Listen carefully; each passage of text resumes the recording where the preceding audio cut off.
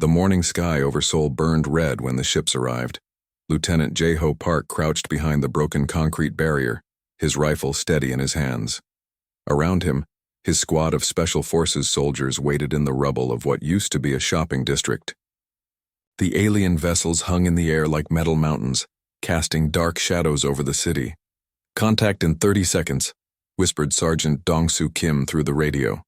"Remember, aim for the joints in their armor." Jae-ho nodded and checked, his weapon one more time. At 22 years old, he had already served in 3 conflict zones, but nothing had prepared him for this. 3 days ago, Earth had sent its first faster-than-light message into space. Today, something had answered. The aliens came down the street in perfect formation. They walked on 2 legs like humans, but that was where the similarity ended. Each one stood nearly 8 feet tall, covered in dark green scales that gleamed like metal. Their heads were long and narrow, with yellow eyes that seemed to see everything. They carried weapons that hummed with strange energy. "These are the humans," said their leader in heavily accented English. His voice was deep and cold, primitive but interesting. Jae-ho felt his heart pound as the alien commander stopped just 20 meters away. The creature wore different armor than the others, with silver markings across his chest. A translator device hung around his thick neck. "I am Commander Veltar of the Saurian Empire," the alien announced to the empty street. "We know you are hiding. Come out and we will make this quick." The soldiers in Jae-ho's squad looked at each other with nervous eyes. They had trained for many situations, but not this one. Their lieutenant made the decision for them. "Now, Jae-ho," shouted, rising from cover. The battle lasted exactly 4 minutes and 37 seconds. Jae-ho's rifle spat bullets at the alien commander, but they bounced off his armor like raindrops. The alien weapons fired beams of blue light that cut through concrete like paper. One beam missed Jae-ho's head by inches and melted a hole through the wall behind him. Sergeant Kim threw a grenade, but one of the aliens caught it in midair and crushed it in his bare hand. The explosion did nothing to his scaled fingers. One by one, Jae-ho watched his soldiers fall. These aliens moved too fast and hit too hard. Their armor was too strong, and their weapons too powerful. When the shooting stopped, only Jae-ho remained, blood running from a cut on his forehead. Commander Veltar walked over to where Jae-ho lay in the rubble. The young soldier tried to raise his rifle, but the alien kicked it away with casual ease. "Interesting," Veltar said, crouching down to study Jae-ho's face. "You kept fighting when your squad was defeated. You tried to protect them even when you knew you would fail." Jae-ho spat blood and glared up at the towering creature. "Go to hell." Veltar laughed, a sound like grinding metal. "Such spirit. And look at your physical structure." The alien grabbed Jae-ho's arm and squeezed, feeling the muscle underneath. "Dense bone structure. Good reflexes. Your species has potential." "For what?" Jae-ho managed to say. "For improvement." 2 more aliens lifted Jae-ho to his feet. His legs barely supported him, but he refused to show weakness. Around the city, he could hear more explosions and gunfire. The human resistance was failing everywhere. "Your planet will join the galactic hegemony," Veltar explained as they walked toward his ship. "Some species become workers, others become food. But a few, the special ones, become something greater." The alien ship was larger inside than it looked from the outside. Strange lights pulsed along the walls, and the air hummed with energy. Other humans were already aboard, sitting in metal cages with expressions of fear and confusion. Jae-ho recognized some faces. Scientists, doctors, engineers. The smart ones. In one cage, he saw Dr. So-Young Kim, a brilliant xenobiologist he had seen on news programs. She looked up when they brought him past, her eyes filled with sadness and something else. Determination. They put Jae-ho in a cage by himself at the back of the ship. As the vessel lifted off from Earth, he pressed his face against the small window and watched his home planet grow smaller and smaller until it was just another point of light in the darkness. "Welcome to your new life, Subject 7, said a mechanical voice from speakers in the ceiling. The journey to the Hegemony Research Station took 6 days. During that time, Jae-ho learned more about his captors. The Saurian Empire controlled hundreds of worlds and thousands of species. They had been expanding across the galaxy for over 1,000 years, taking what they wanted and crushing anyone who resisted. Humans, they explained through the speakers, were nothing special. Their technology was primitive. Their weapons were weak. Their ships could barely leave their own solar system. But they had two interesting qualities that caught the Empire's attention. First, human bodies could adapt to almost any environment. They healed quickly and could survive in places that would kill other species. Second, humans never gave up fighting, even when they knew they would lose. These traits, the voice explained, make you perfect candidates for our Ultimate Soldier program. On the 7th day, they reached the research station. It was a massive structure floating in empty space, larger than any city Jeho had ever seen. Thousands of ships came and went from its docking bays carrying supplies and specimens from across the galaxy. Dr. So Young Kim was taken to one section of the station. The other human prisoners were led to another. Jeho was brought to the deepest level, where the walls were made of black metal and the lights were always dim. "Subject 7, said a new alien voice. This one belonged to a creature covered in white, fur with too many arms. "You are about to become something wonderful. The process will take 12 years. When it is complete, you will be the greatest weapon in the galaxy." They strapped Jeho to a table that felt cold against his skin. Machines lowered from the ceiling, their metal arms ending in needles and blades and tools he could not identify. "What are you going to do to me?" he asked. "We are going to make you perfect," the alien scientist replied. "Your bones will become unbreakable. Your muscles will be stronger than steel. Your mind will process information faster than any computer. You will be able to fight 100 enemies and win." The first needle went into his arm, and Jeho felt fire spreading through his veins. He tried to scream, but his throat would not work. "The pain is necessary," the scientist said almost kindly. "Your body must break down before it can be rebuilt. Do not worry, Subject 7. When we are finished, you will thank us." As the machines began their work, Jeho's last clear thought was of his mother's face and the cherry blossoms outside his childhood home and soul. He held on to that memory as tightly as he could, not knowing it would be the key to everything that came after. The forging of the galaxy's greatest weapon had begun. 12 years had passed since Jeho Park ceased to exist. Subject 7 stood on the bridge of the hegemony warship Deathbringer, watching through the massive viewport as the planet Kepler 442b burned below. The industrial world had been home to 3 million rebellious aliens who dared to resist the Saurian Empire. Now it was home to ashes and silence. 4 days, Commander Veltar said with satisfaction, standing beside his greatest creation. "You crushed their rebellion in only 4 days. The Emperor will be pleased." Subject 7 did not respond.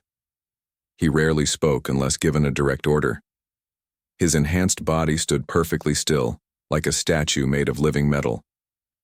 The creature that had once been a human soldier now measured 7 feet in height, his muscles dense as titanium cables beneath skin that could stop bullets. His eyes glowed with a faint blue light from the quantum processors implanted behind them. The rebellion on Kepler 442b had been the largest in 50 years. 3 million insurgents armed with stolen hegemony weapons had declared their independence and fortified every major city. The Empire had expected the campaign to last months, maybe years. Subject 7 had ended it in 96 hours. He moved through their cities like a storm of death. His enhanced reflexes let him dodge energy blasts that would have killed normal soldiers. His reinforced bones could punch through steel doors. His quantum brain calculated the perfect tactical solutions in milliseconds, turning every battle into a one-sided massacre. When the rebels tried to hide in underground bunkers, Subject 7 collapsed the tunnels with his bare hands. When they fled to the mountains, he tracked them through terrain that would have killed lesser beings. When they begged for mercy in their alien languages, his translation implants converted their pleas into combat data. "The prisoners from Earth are requesting another audience," reported Captain Tulvar, a thin-limbed alien with gray skin. They claim to have important research data to share. Veltar waved a clawed hand dismissively. Let them wait. Dr. Kim and her humans are useful, but they must remember their place. Subject 7's head turned slightly at the mention of the name, but his expression never changed. Deep in the research levels of the station, the surviving human prisoners had been put to work analyzing alien biology and technology. Most had given up hope of ever seeing Earth again. A few had gone insane, but a small group continued working, led by the brilliant Dr. So-Young Kim. Actually, Veltar said after a moment, bring them to the main laboratory. I want them to see what their fellow human has accomplished. An hour later, Dr. Kim stood in the observation deck above the training facility, her hands pressed against the reinforced glass. Beside her were Captain Hyun-Woo Lee, a Marine officer who had been captured during the second wave of Earth's resistance, and Minji Choi, an engineer who had tried to sabotage the alien ships. Below them, Subject 7 moved through a combat simulation designed to test the limits of super soldier capabilities. Holographic enemies appeared and disappeared around him, firing weapons that would have melted normal armor. He destroyed each one with mechanical precision, his movements too fast for human eyes to follow clearly. Behold, Commander Veltar announced from behind the humans. 12 years ago, this creature was as weak as you are.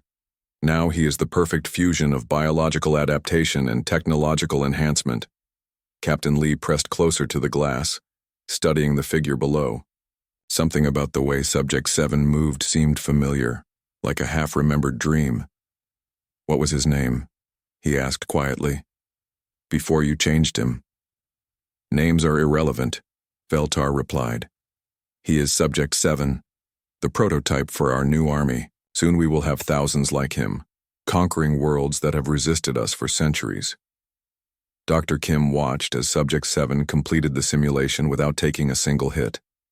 The creature that emerged from the training room bore no resemblance to any human she had ever known. His face was emotionless, his posture perfect, his eyes cold as winter stars.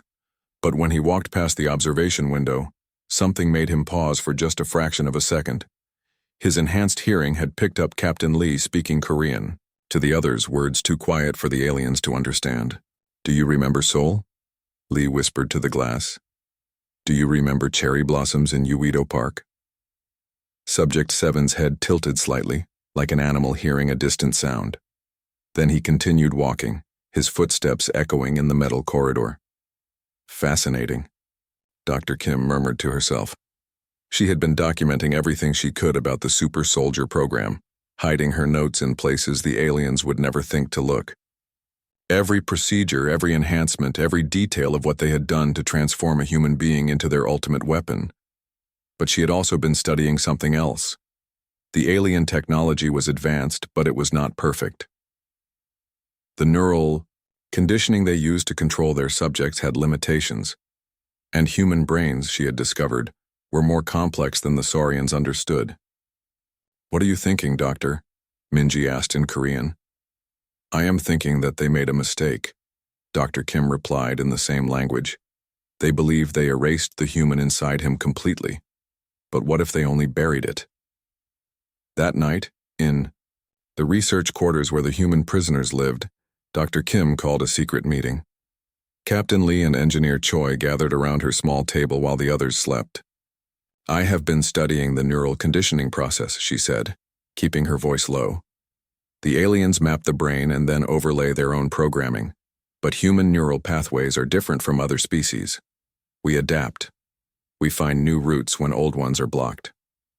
She showed them diagrams she had drawn on scraps of metal, using tools stolen from the laboratory.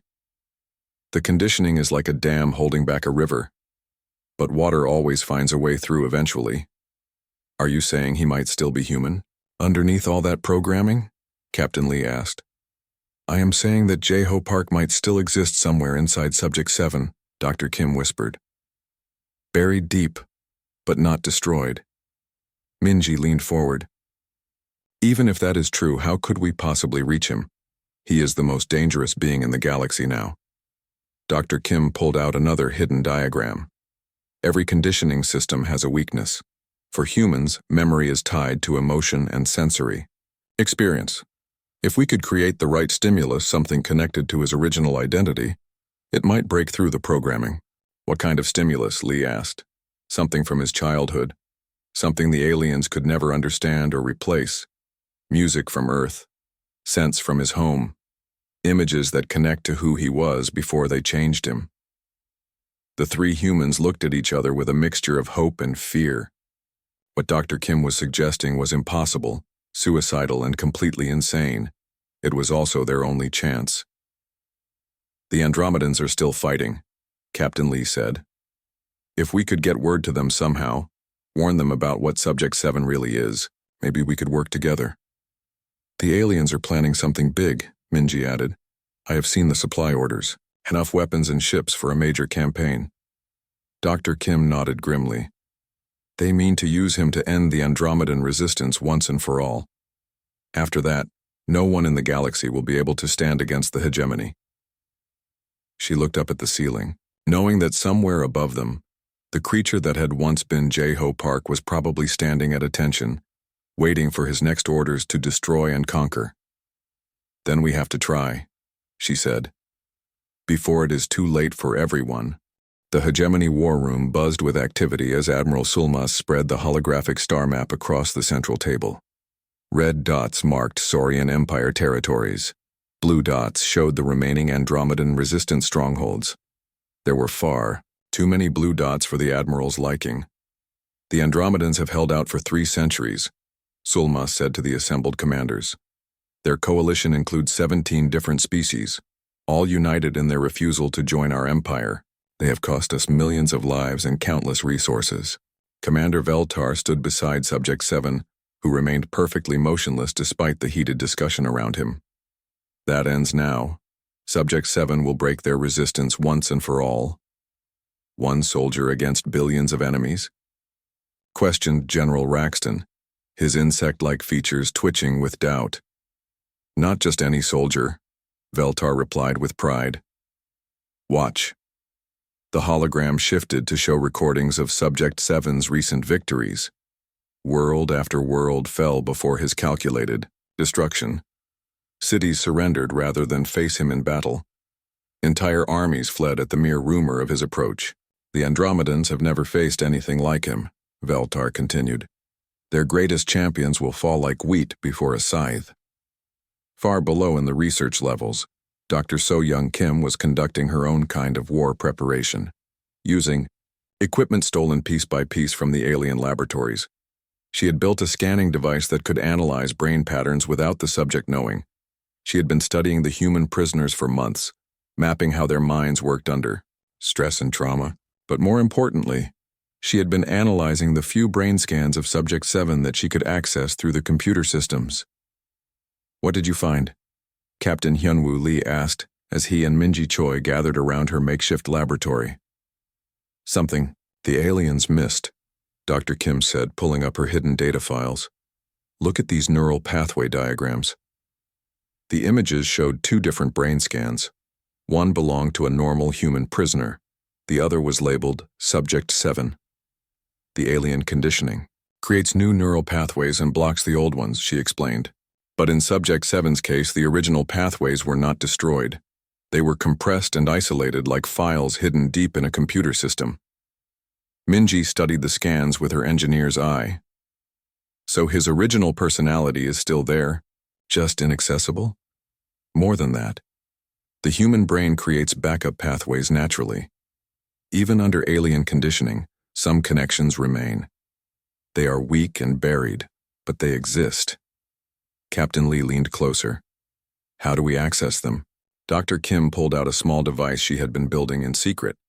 It looked like a metal cylinder with various alien components attached to its surface. Sensory triggers, she said. The alien conditioning focuses on conscious thought and decision-making.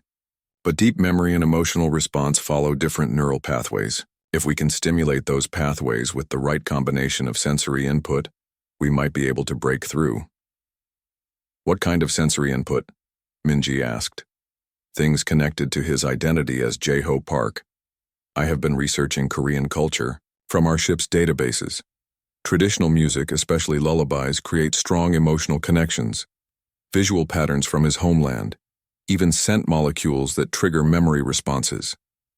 She activated the device, and it projected a soft, holographic image of cherry blossoms while playing a barely audible melody.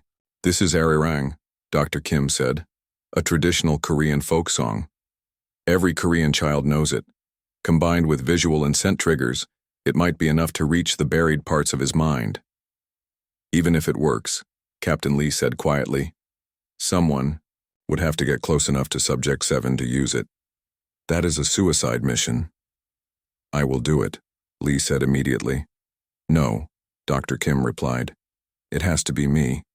I understand the neural pathways better than anyone. If something goes wrong with the device, I am the only one who might be able to fix it." Min-ji shook her head. "Neither of you should go. I built the delivery system.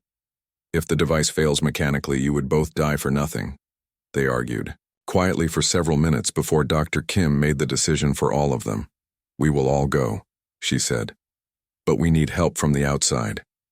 The Andromedans have to know what they are facing." Getting a message to the Andromedan resistance seemed impossible until Min-ji remembered something from her work in the engineering sections. "The waste disposal system," she said. "Ships coming and going from different sectors. If we could hide a message in something, they would scan and analyze." Dr. Kim smiled for the first time in years. "Medical waste. The Andromedans always check. Biological material for diseases or weapons. If we encode a message in synthetic DNA and mix it with medical samples." They worked through the night, creating a message that explained Subject 7's true nature and the potential weakness in his conditioning. The information went into a tiny data crystal hidden inside what appeared to be a routine medical waste shipment. 3 days later, their message reached Admiral Zephyra of the Andromedan Resistance. The Admiral was a tall, graceful being with silver skin and large dark eyes. Her species, the Centaurians, had been fighting the hegemony longer than any other. She read the human message with growing alarm. "A weapon that can destroy entire rebellions in days?" she said to her staff. "And it was once one of the humans we are trying to protect?" "The message claims there might be a way to reach his original personality," reported her aide, Commander Rixtal. "But it would require getting close enough to use some kind of sensory device."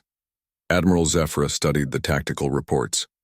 The hegemony was massing forces for a final assault on Andromedan territories. At the center of their battle plan was Subject 7. "If this human weapon is as dangerous as they claim, conventional warfare will not stop him," she said. "We need to consider this desperate plan." She turned to her communications officer. "Send a coded reply to the human prisoners. Tell them we will attempt a rescue and coordinate with their plan, but warn them that the chances of success are almost zero." "And if their plan fails?" Commander Rixtal asked. "Then the Andromedan resistance dies with us," the Admiral replied grimly. Back on the hegemony station, Dr. Kim received the Andromedan response with mixed emotions. They had a chance, but it would require perfect timing and impossible luck. "The Andromedans will create a diversion during the next battle," she explained to Lee and Choi. "They will try to channel Subject 7 toward a specific location where we can deploy the sensory trigger." "How do we get to the battlefield?" Captain Lee asked. Min-ji smiled and held up 3 stolen technician uniforms. "The same way we got this far, we improvise." Dr. Kim looked at her device one more time, checking every connection and component. Somewhere above them, Subject 7 was probably receiving his orders for the campaign that would end all resistance to the hegemony forever. She thought about the young soldier who had once defended Seoul against impossible odds. He had been brave, then fighting for his home and his people even when he knew he would lose. Now that same courage and determination had been turned into a weapon of conquest and oppression. But buried deep inside the perfect soldier, she believed, the heart of Jae-ho Park still beat. "We get one chance," she said to her companions. "If we fail, billions of people across the galaxy will pay the price." Captain Lee checked his stolen weapon one last time. "Then we do not fail." The final battle for galactic freedom was about to begin. The prison transport ship Subjugator moved through hyperspace toward the Andromedan front lines, carrying 300 alien prisoners and 27 humans. What the Saurian guards did not know was that 3 of those humans were no longer prisoners. Dr. So-Young Kim adjusted her stolen technician uniform and checked the small device hidden in her toolkit one more time. Beside her, Captain Hyunwoo Lee and engineer Minji Choi wore similar disguises. They had spent 2 weeks preparing for this moment, memorizing guard schedules and studying ship layouts. Transport dropping out of hyperspace in 30 minutes, announced the ship's automated system. This was their chance. The subjugator would dock with the main battle station at Thessia Prime, where Subject 7 was already leading the final assault against the Andromedan stronghold. In the chaos of a major military operation, 3 technicians might go unnoticed long enough to reach the planet's surface. "Remember the plan," Dr. Kim whispered in Korean. "We get to the cultural center, set up the device, and pray that Subject 7 comes to us." "And if he does not?" Minji asked quietly. "Then billions of people die," Captain Lee replied grimly. The ship shuddered as it dropped out of hyperspace. Through the small windows, they could see the battle already raging around Thessia Prime. Hundreds of hegemony warships filled the space around the planet, their weapons lighting up the darkness with beams of deadly energy. The Andromedan Defense Fleet, outnumbered 10 to 1, fought desperately to protect their last major stronghold. On the planet's surface, the real destruction was taking place.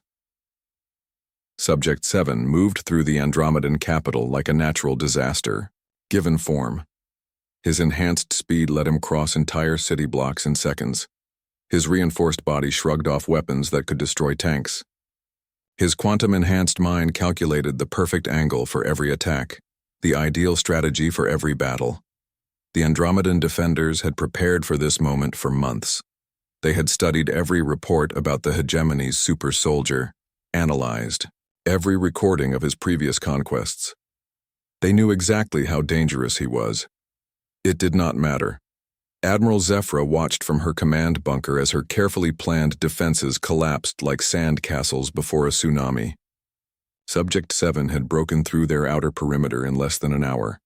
Her best soldiers, veterans of dozens of battles against the hegemony, fled in terror rather than face him directly. "Fall back to the secondary positions," she ordered, her voice steady despite the disaster unfolding around her.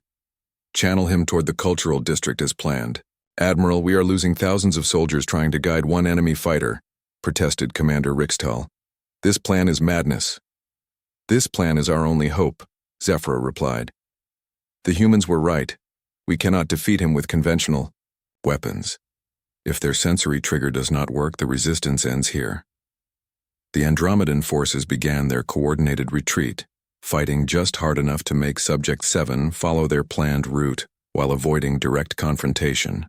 It was the most difficult military maneuver any of them had ever attempted, sacrificing strategic positions to serve a desperate hope. Meanwhile, the 3 humans had successfully escaped from the transport ship during the confusion of docking procedures. They stole a maintenance shuttle and flew down to Thessia Prime, landing in the ruins of what had once been a beautiful city. The Andromedan Cultural Center sat in the heart of the old district, surrounded by ancient buildings that had stood for 1,000 years. Many were now burning rubble, casualties of the ongoing battle, but the center itself remained intact, its walls covered with artwork and historical displays from dozens of different worlds. "This is it," Dr. Kim said as they entered the main hall. The building was empty except for the sounds of distant explosions and weapons fire. "If our calculations are correct, Subject 7 will come through that entrance within the hour." Minji began setting up the sensory device while Captain Lee positioned himself near the main doorway. Dr. Kim connected her scanner to the building's power system, preparing to broadcast the trigger signal at maximum strength. "Cherry blossom scent molecules loaded," Minji reported. "Holographic projectors ready. Audio system tested and functional." "Korean childhood memories," Dr. Kim murmured as she made final adjustments. Traditional songs his mother would have sung to him, visual patterns from Seoul, scent traces from springtime in Korea. If anything can break through 12 years of conditioning, it has to be these. The sound of approaching battle grew louder. Through the windows they could see Andromedan, soldiers retreating past the cultural center, some of them glancing back with expressions of fear and respect. They were brave fighters, but they knew they were running from something beyond their ability to fight. "Contact in 5 minutes," Captain Lee reported from his position near the entrance. "I can see the flashes from his weapon."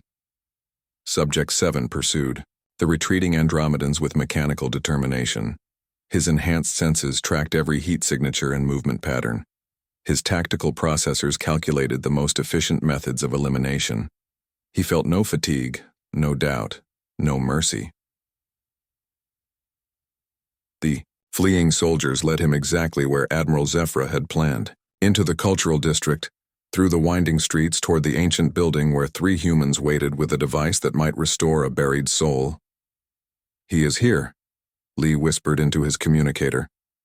The main entrance to the cultural center exploded inward as Subject 7 kicked through the reinforced doors like they were made of paper. He entered the building with his weapon raised, scanning for targets with glowing blue eyes. The hall was empty except for 3 figures in technician uniforms standing near some kind of equipment.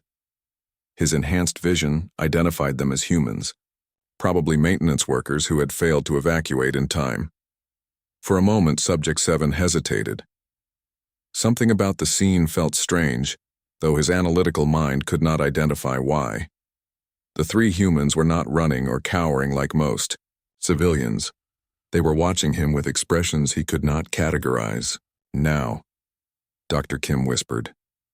The device activated with a soft hum. Cherry blossom scent filled the air, so subtle that only enhanced senses would detect it. Holographic images appeared on the walls, showing scenes of mountains and traditional Korean buildings. And from hidden speakers came the gentle sound of a woman's voice singing an ancient lullaby. "Arirang, arirang, arario." Subject 7 stopped moving. His weapon wavered slightly as something stirred in the deepest parts of his mind. The scent triggered memory pathways that had been dormant for over a decade. The melody reached neural connections that alien conditioning had never found.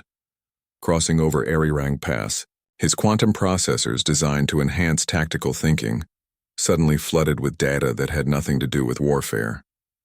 Images of a small apartment in Seoul, a woman with gentle eyes singing him to sleep, cherry trees blooming outside, his childhood window. "Jae-ho," Captain Lee said quietly, stepping forward. "Do you remember me?" Subject 7's head turned toward the voice. His glowing eyes focused on Captain Lee's face, and for just an instant, recognition flickered across his features. "Hyunwoo." The name escaped his lips in a whisper, spoken in Korean for the first time in 12 years. Dr. Kim watched her instruments as the neural patterns in Subject 7's brain began to change. The alien conditioning was fighting against the buried memories, but the sensory triggers were creating new pathways faster than the programming could block them. "Yes," Captain Lee said, tears running down his face. "It is me, brother. Do you remember Seoul? Do you remember your mother singing to you?" Subject 7 staggered as memories crashed through his consciousness like a dam breaking. The weapon fell from his hands as he pressed his palms against his temples, trying to process the flood of returning identity. For 12 years, he had been Subject 7, the perfect weapon, feeling nothing but the satisfaction of completed missions. Now he was remembering what it felt like to be human, what it felt like to love and hope and dream, what it felt like to choose. The memories kept coming, and with them came the terrible understanding of what he had become and what he had done. The lullaby continued to play as Subject 7 stood frozen in the center of the cultural hall, his enhanced body trembling with the force of returning memories. Dr. So-Young Kim watched her instruments as 12 years of alien conditioning began to collapse in real time. Captain Hyunwoo Lee took another step forward, his voice gentle but urgent. "Jae-ho, can you hear me? Do you know who you are?" The perfect weapon that had destroyed worlds raised his head, and for the first time in over a decade, purely human emotion flickered across his face. Second 1. The quantum processors in Subject 7's brain, designed to make him the ultimate tactical fighter, suddenly turned their incredible power on his own memories. Every moment of his transformation flashed through his mind in perfect detail. The pain of surgical enhancement, the neural conditioning sessions, the gradual erasure of J-Ho Park, and the birth of something else. Second 2. My name, he whispered in Korean, his voice cracking like a teenager's. My name is Park J-Ho. I am 22 years old. I am a lieutenant in the Korean Special Forces. But even as he spoke, his enhanced memory was showing him the truth. He was no longer 22, no longer fully human. The face reflected in the broken glass around him belonged to something the aliens had created. Second 3. The scent of cherry blossoms grew stronger, triggering deeper pathways. He remembered his mother's hands braiding his hair before school, his father teaching him to throw a baseball in the park, the weight of his rifle during basic training, the pride in his commander's eyes when he earned his lieutenant's bars. Second 4. But the same perfect recall that brought back his humanity also showed him everything he had done as Subject 7. Every world conquered, every city burned, every innocent life ended by his enhanced hands. The numbers scrolled through his consciousness like an endless stream of horror. Second 5. 3 million dead on Kepler 442b in 4 days. An entire civilization wiped out because they wanted freedom. He remembered the moment he had crushed the rebel leader's skull with his bare hands, feeling nothing but tactical satisfaction. Dr. Kim's instruments showed his neural patterns changing, rapidly, human pathways fighting against alien conditioning. His mind is rejecting the programming, she called out, but the process is causing massive neural trauma. Second 6 through 10. J-Ho fell to his knees as the full weight of his actions crashed down on him. The quantum processors that made him a perfect soldier now calculated exactly how many mothers would never see their children again because of what he had done, how many homes he had destroyed, how many dreams he had ended. The aliens had made him into their ultimate weapon by taking away his ability to feel guilt or remorse. Now those emotions returned all at once. 12 years of suppressed humanity, demanding to be felt. Second 11. Hyun-woo, he said, looking up at his old friend, with eyes that were no longer glowing blue but filled with human tears. What have I done? What have they made me do? Captain Lee knelt beside him, placing a hand on his shoulder. It was not you, brother. They took away your choice. But you have it back now. Second 12 through 15. J-Ho's enhanced hearing picked up the sounds of battle drawing closer to the cultural center. Hegemony troops were searching for their missing super soldier. Soon they would find this place and discover what had happened to their perfect weapon. But more than that, his tactical mind understood the strategic situation. The Andromedan resistance was losing. Without Subject 7 to lead the assault, the battle would take longer, but the outcome would be the same. The hegemony had too many ships, too many soldiers, too much firepower, unless someone did something to change the balance. Second 16 through 20. J-Ho looked around the cultural hall, his enhanced vision analyzing the structure of the building, the power systems, the proximity to the main hegemony command center. His quantum brain, now free to make its own choices, began calculating possibilities. Min-ji Choi noticed his expression changing. What are you thinking? The fusion reactor that powers my cybernetic systems, J-Ho said quietly. It is connected to quantum enhancement technologies from across the galaxy. If I could cause it to overload. Dr. Kim understood immediately. The explosion would destroy everything within several kilometers. The hegemony command structure, their supply depot, most of their ground forces. Second 21 through 25. No, Captain Lee said firmly. We just got you back. There. Has to be another way. J-Ho stood slowly, his enhanced body moving with familiar grace but his face showing emotions the aliens had tried to erase forever. Hyun-woo, my friend. They turned me into a weapon that killed billions of innocent people. Now I can choose to be a weapon that saves them instead. The sound of approaching footsteps echoed in the corridor outside. Saurian voices called out in their harsh language, searching for their missing super soldier. Second 26. Jeho moved to the broken window and looked out at the battle raging across the city. Andromedan soldiers were still fighting desperately, still believing in freedom even though they were outnumbered and outgunned, just like he had fought for Sol 12 years ago. They deserved the same chance we had, he said. The chance to defend their homes. Second 27. Dr. Kim stepped forward, her voice urgent. If you do this, there might be a way to minimize the quantum cascade. I could help you target the reactor systems more precisely. No, Jeho replied gently. You have done enough. You gave me back my choice. That is the greatest gift anyone has ever given me. Second 28. The doors to the cultural center burst open as Saurian soldiers poured into the hall. They stopped in confusion when they saw their perfect weapon, standing calmly beside 3 human prisoners. Subject 7, report your status, commanded the lead soldier. Why did you not respond to our communications? Jeho turned toward them with a sad smile. When he spoke, it was in perfect Saurian, but the words he chose had never been part of his programming. My name is Park Jeho. I am a soldier of Earth, and I remember who I am. Second 29.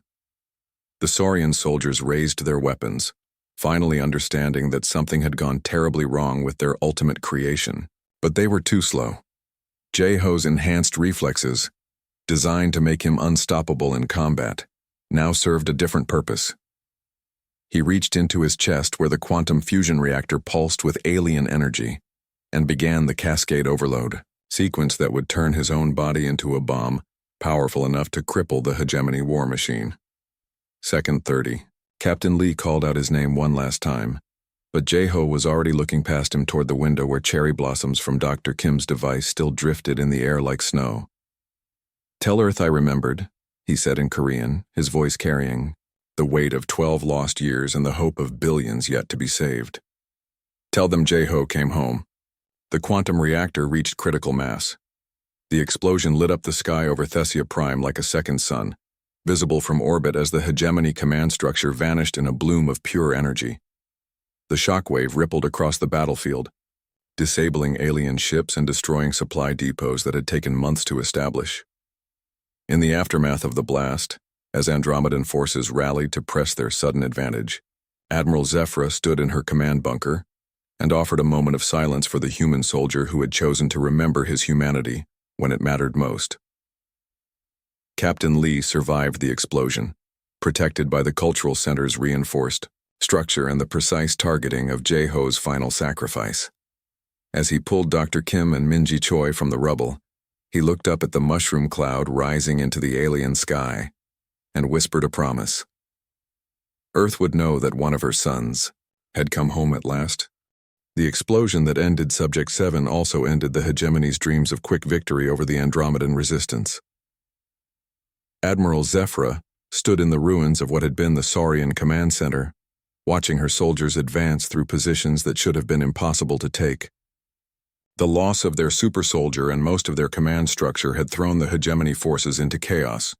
For the first time in 3 centuries, the Andromedans were winning. Casualties? She asked her aide, Commander Rixtal. Minimal on our side. The explosion was precisely targeted to avoid civilian areas. Whoever did this understood both warfare and mercy. Zephyra nodded grimly. The human they called Subject 7.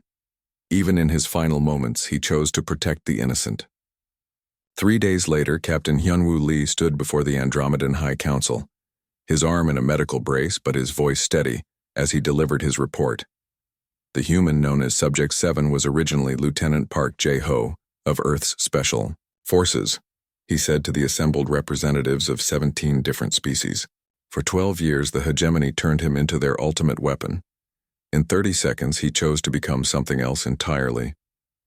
Dr. So Young Kim sat beside him, her research notes spread across the council table. The neural conditioning process has weaknesses we can exploit. If there are other super soldiers in development, we now know how to reach them. The council members listened with growing amazement as the humans explained how cultural memory and emotional triggers had broken through alien programming. The Centaurian representative, a tall being with silver skin, spoke for many when she said, "Your species continues to surprise us. Who else would think to use lullabies as weapons?" Engineer Minji Choi, her face still showing burns from the explosion, presented the technical data they had gathered. The hegemony's super soldier program has been set back by decades. More importantly, their confidence has been shaken. They believed they had created the perfect weapon only to watch it turn against them.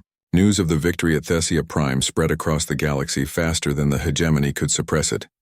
On worlds that had submitted to Saurian rule, resistance movements began to stir.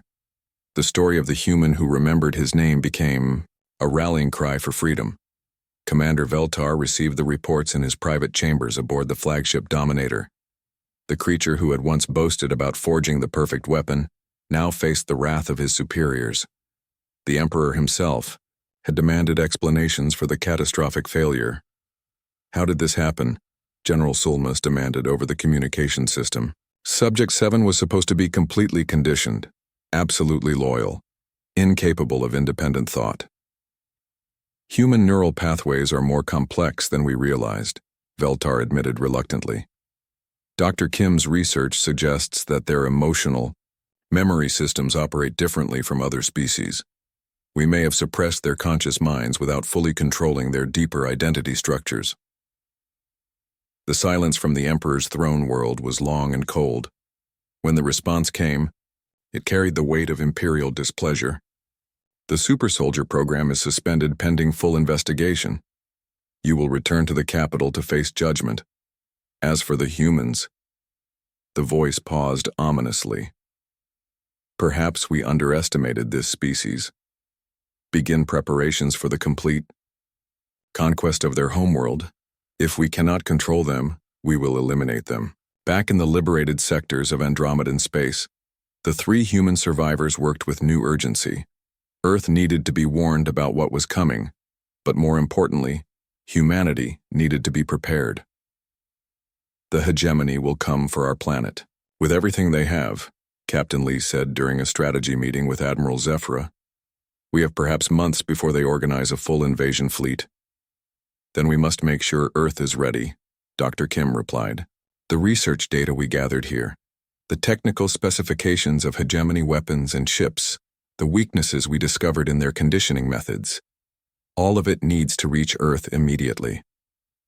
Admiral Zephyra studied the star charts showing the route to Sol system. "It will take our fastest ships 3 weeks to reach Earth. Your people will have time to prepare, but not much." Minji Choi was already working on communication protocols that would allow human and Andromedan technology to interface properly. "Earth's military is primitive compared to galactic standards, but humans adapt quickly. Give us the right information, and we will find ways to use it." The rescue ship Liberator departed for Earth 2 days later, carrying the 3 human survivors and a full archive of intelligence about hegemony capabilities and weaknesses. As they entered hyperspace, Captain Lee stood at the observation deck looking back at the alien stars. "Do you think we will see him again?" Dr. Kim asked quietly, joining him at the window. Lee knew she was talking about Jae-ho, the friend who had chosen humanity over programming, sacrifice over survival. "I think he is already there," he said, "waiting for us to come home." The journey to Earth took 18 days. When the Liberator dropped out of hyperspace in Sol system, they found humanity already preparing for war. The first alien contact had been traumatic, but it had also been educational. Earth's governments had united in ways that would have been impossible before the invasion. Captain Lee transmitted his priority codes to the orbital defense platforms that now surrounded Earth. Like a steel constellation, the response came immediately from the newly constructed command station. "Captain Lee, this is Admiral Park Jin-soo of Earth Defense Command. Welcome home, soldier." Lee felt his heart skip as he recognized the family name. "Admiral, are you related to Lieutenant Park Jae-ho?" The silence stretched for several seconds before the Admiral replied, his voice heavy with emotion. "He was my nephew. We were told he died in the first invasion. Is there news?" Yes, sir. There is news. The debriefing took place in the Memorial Hall of the Earth Defense Command headquarters, a room dedicated to the soldiers who had fallen during first contact. J-Ho's name was engraved on the wall along with thousands of others, listed as missing, in action. Admiral Park listened to the full report without interruption, his weathered face showing no emotion until Captain Lee reached the final moments in the Cultural Center on Thessia Prime. He remembered, the Admiral said finally. After everything they did to him, he remembered who he was. More than that, Dr. Kim added gently. He chose to be who he was. That is what saved us all. The intelligence they brought transformed Earth's defense preparations. Human engineers studied hegemony technology and found ways to integrate it with their own systems. The neural conditioning research led to new protections for human minds against alien influence. Most importantly, the cultural trigger data was used to develop protocols for rescuing other human prisoners who might be found in hegemony territory. 6 months later, the hegemony invasion fleet arrived at Earth to find a very different world than the one they had left behind. The planet bristled with defense platforms built using hybrid human Andromedan technology. Earth's fleet, small but fast and cleverly designed, struck at the invasion force with tactics that confused alien commanders. And every human ship carried cultural broadcasts, music, art, literature, and memories designed to reach any conditioned human soldiers the enemy might be using. The Second Battle of Earth lasted 3 weeks and ended in hegemony retreat, or the first time in their 1,000-year expansion, the Saurian Empire had been defeated by a species they considered primitive. 5 years after that victory, Captain Lee stood in the bridge of the starship Park J-Ho, humanity's first interstellar explorer vessel. Earth had not only survived contact with galactic civilization, but had begun to thrive within it. The Andromedan Alliance had grown to include humanity as a full partner, and other species were asking to join the coalition of free worlds. The ship's memorial hall contained holographic displays of Earth's heroes, with J-Ho's image holding the place of honor. Visitors from across the galaxy came to learn about the human who had been turned into the perfect weapon, but chose to remember his imperfect humanity instead. Approaching the Kepler 442 system, reported the navigation officer, a young woman whose grandparents had lived through the first invasion. The memorial service is scheduled to begin in 2 hours. Captain Lee nodded and activated the ship's internal communication system. All hands, this is the captain. We are arriving at Kepler 442b for the 5th annual remembrance ceremony. This world was the site of Subject 7's first major victory for the hegemony. Today it is home to 3 million free beings who exist because one human chose to remember his name. Through the viewports, they could see the planet that had once been a battlefield. Now it was covered with cities rebuilt by their original inhabitants, who had returned from refugee camps across the galaxy. Gardens of cherry trees planted by human colonists bloomed in parks where children of a dozen species played together. The ceremony took place in the rebuilt capital, where a statue of J-Ho stood in the central square. The inscription was written in dozens of languages, but the Korean words were carved largest. Park J-Ho, son of Earth, brother to the galaxy. He remembered. As the sun set over Kepler 442b, painting the sky in shades of pink and gold that reminded him of Seoul, Captain Lee made a promise to his old friend. Humanity would continue to explore the galaxy, to fight for freedom, and to prove that the strength of the human spirit could not be broken by any technology or conditioning. They would remember. All of them. Always. The price of humanity was eternal vigilance against those who would steal it away. But the reward was a galaxy where every being could choose their own path, protected by the memory of a soldier who had learned that the greatest weapon was not the ability to destroy, but the courage to remain human when everything tried to make you something else. In the end, that was the real victory. Not the battles won or the enemies defeated, but the simple, impossible fact that Park J-Ho had remembered his mother's lullaby in the darkness between the stars and chosen love over programming, sacrifice over conquest, humanity over perfection. The galaxy was vast and full of wonders and dangers yet unknown. But as long as humans remembered who they were and why they fought, no force in the universe could truly defeat them. Subject 7 was gone, forever. Jeho had come home to stay.